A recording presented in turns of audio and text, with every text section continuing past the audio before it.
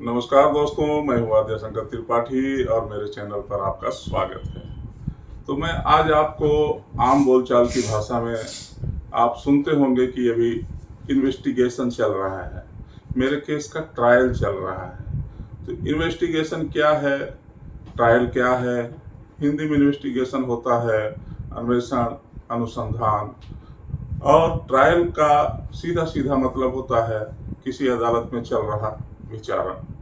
तो आज मैं आपको बताऊंगा कि अन्वेषण, अनुसंधान या इन्वेस्टिगेशन क्या होता है। जैसे ही किसी पुलिस अधिकारी के समक्ष किसी संज्ञेय अपराध का इत्तला दिया जाता है, कोई सूचना दी जाती है, उसको एफआईआर कराया जाता है। एफआईआर के बारे में आगे चल के मैं बताऊंगा आपको। तो उसी समय से जब वो पूरी इत्तला को, रिपोर्ट को लिखता है और लिखने के बाद मौके में जाता है, तो वहाँ से उसका अनुसंधान, अन्वेषण चालू हो जाता है। मौके पे जा कर के मौका वारदात को देखता है, वो क्या घटना घटी थी और वहाँ क्या हुआ था, वहाँ से जानकारी एकत्रित करता है और जिन लोगों ने उसको देखा है उनके कथन लेता है। वो सीआरपीसी की सेक्शन 161 में होता है। 161 क्या होता है वो भी आगे चल के मैं दूसरे वीडियो में बताऊंगा। 164 का बयान भी होता है, वो क्या होगा वो भी आपको चल के दूसरे वीडियो में बताऊंगा। तो आज जो मुख्य रूप से मैं आपको बता रहा हूँ, अन्वेषण और आपका विचारण। तो विचारण तो बात की प्रक्रिया है। अन्वेषण में जब वो वहाँ जाएगा, 161 का बयान लेगा, पुलिस के द्वारा लिए गए बयान को 161 कहा जाता है।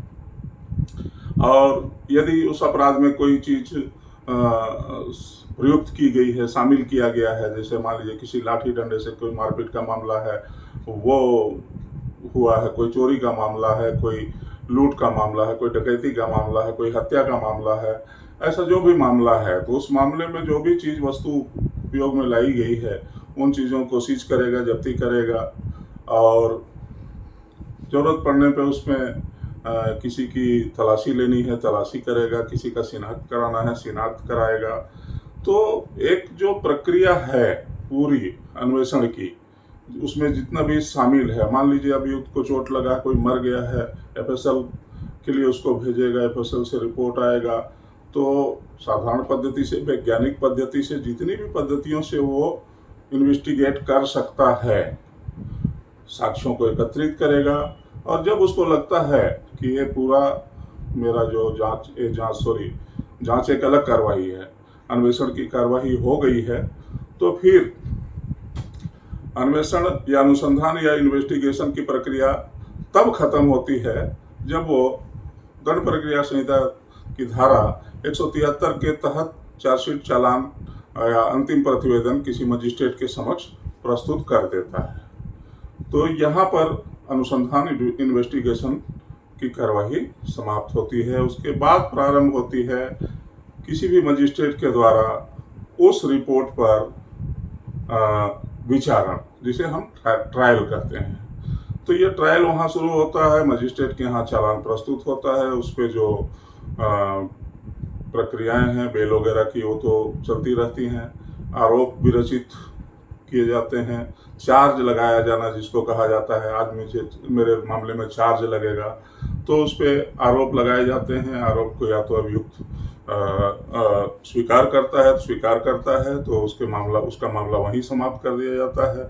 और अगर वो कहता है कि नहीं, मैंने इस अपराध को नहीं किया है और मैं इस प्रकरण में लड़ना चाहता हूँ, इसको कंटेस्ट करना चाहता हूँ, तो फिर वो उसको चार्ज फ्रेम होता है। और फिर उस दिन से जितने भी विटनेसेस अन्वेषण के दौरान जो एविडेंस ऑफ लिस्ट बनाया रहता है पुलिस वाले, और चार्जशीट में सबके नाम और पता लिखे हुए रहते हैं, उन लोगों को ट्रायल के दौरान क्रमवार मजिस्ट्रेट के द्वारा, चाहे वो फर्स्ट क्लास हो, सेकेंड क्लास हो या सेशन हो, बुलाया जाता है और उनको न्यायालय के समक्ष उनका बयान लिया जाता है।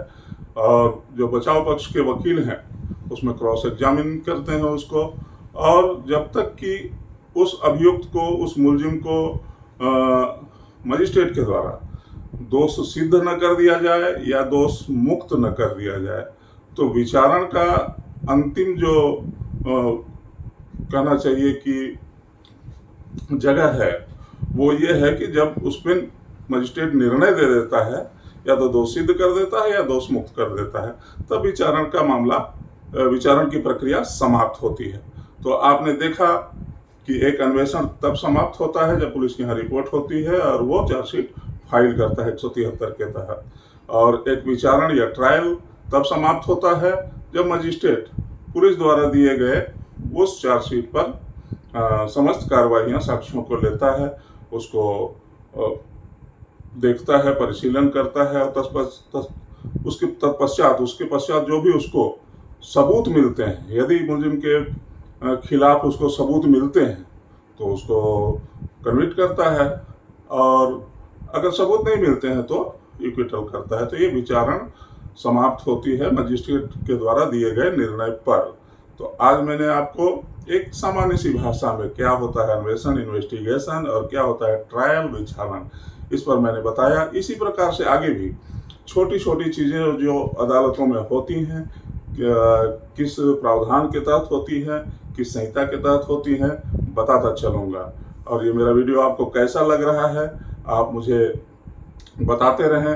आपका प्यार मुझे बहुत ही प्रोत्साहित करता है, इसलिए कमेंट भी ज़रूर करें और मेरे इस वीडियो को लाइक करना, शेयर करना और सब्सक्राइब करना ना भूलें।